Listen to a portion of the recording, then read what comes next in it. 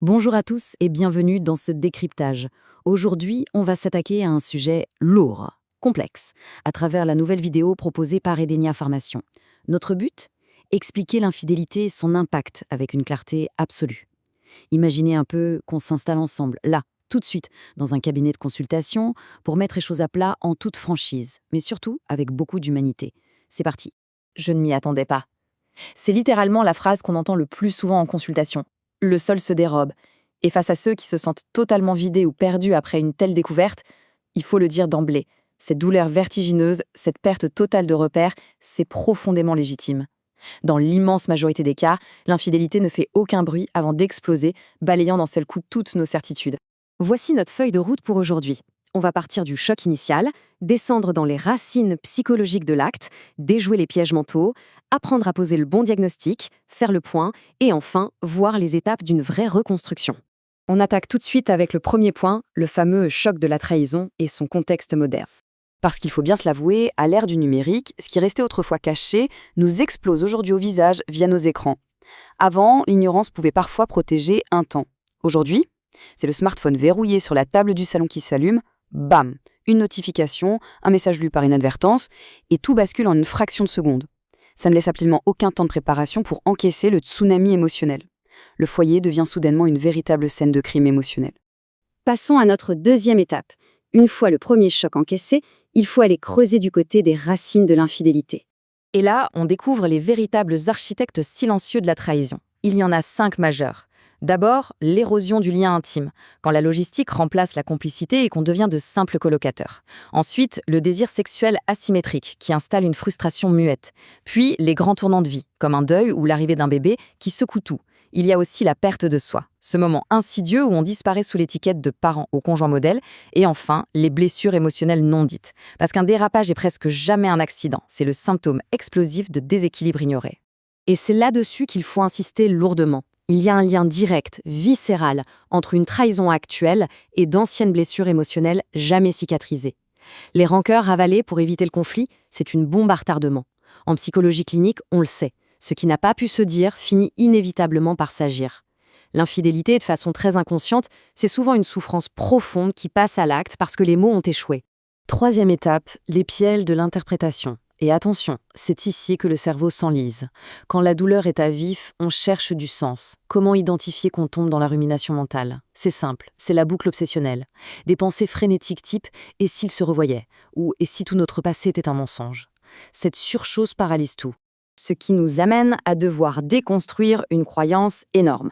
Le mythe absolu de « s'il a trompé, c'est qu'il n'y a plus d'amour ». Eh bien, non. La réalité clinique est fascinante là-dessus. L'infidélité et un attachement sincère peuvent tout à fait coexister. Souvent, cet acte signale une incapacité totale à communiquer ses propres besoins intérieurs, pas forcément une disparition des sentiments. Un autre piège très paralysant, c'est l'idée qu'on se fait du pardon. Beaucoup pensent que pardonner, c'est se montrer faible ou dire « c'est pas grave, j'efface tout ». Absolument pas. En thérapie, le pardon est vu comme un acte d'un courage inouï. C'est une décision puissante, c'est dire « ok, je choisis consciemment de ne plus laisser cette blessure précise dicter le reste de ma vie ». On arrive à notre quatrième point. C'est le moment de poser un diagnostic précis. Désamour, immaturité ou crise.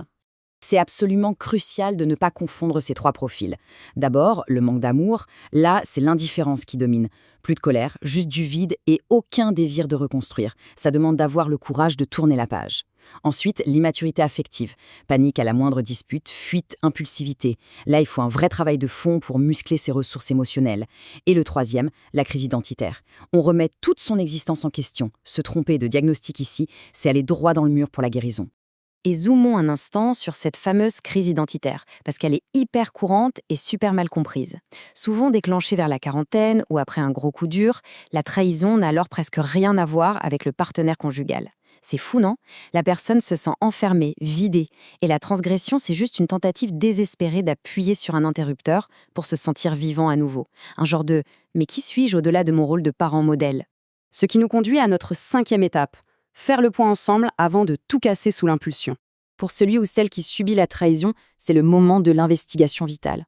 Une fois la colère pure mise sur pause, il faut séparer le couple parental du couple conjugal. Est-ce qu'on pleure la perte de la sécurité financière et du confort de notre routine, ou bien la véritable perte du lien amoureux?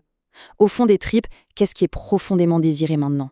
Et pour l'auteur de l'infidélité, eh bien, on demande la même honnêteté brutale. Pas d'autoflagellation, pas d'excuses bidons, mais de la lucidité pure. Qu'est-ce qu'on fuyait exactement? La pression? L'ennui? Est-ce que c'était un hurlement silencieux après des années où on ne se sentait pas entendu? Mettre à jour le vrai motif, c'est la seule façon de ne pas répéter la même histoire indéfiniment. On aborde maintenant notre dernière étape, débuter la reconstruction personnelle. Parce que comprendre le passé, c'est bien, mais s'en servir comme fondation en béton pour l'avenir, c'est l'objectif. Voici les 3 étapes de reconstruction. 1. On prend du recul. Pas de grandes décisions définitives sous le coup de l'adrénaline. 2. On s'observe avec une vérité implacable. C'est l'étape la plus dure, celle où on doit ravaler son ego et voir sa propre part dans la dynamique du couple. Et 3. On affronte la réalité pour opérer de vrais changements. Fuir cette introspection, c'est se condamner à reproduire les mêmes schémas destructeurs. Traverser cette tempête sans méthode, c'est l'enfer assuré. C'est précisément là que la formation complète d'Edenia Formation prend tout son sens. Elle offre ce cadre clinique, structuré, ce contenant psychologique essentiel pour arrêter de tourner en boucle. C'est avec ces outils qu'on peut enfin concevoir de nouvelles règles du jeu, beaucoup plus justes et une vraie transparence. Pour conclure, gardons cette phrase en tête. Comprendre n'est pas excuser, c'est choisir d'avancer avec lucidité. Face à ce cataclysme absolu, la grande question c'est: va-t-on rester prisonnier de la rancœur et des rôles de victime/coupable, ou osera-t-on s'en servir comme d'un miroir pour avancer avec une vérité libératrice? L'épreuve est malheureusement inévitable, mais ce qu'on choisit d'en faire, ça n'appartient qu'à nous.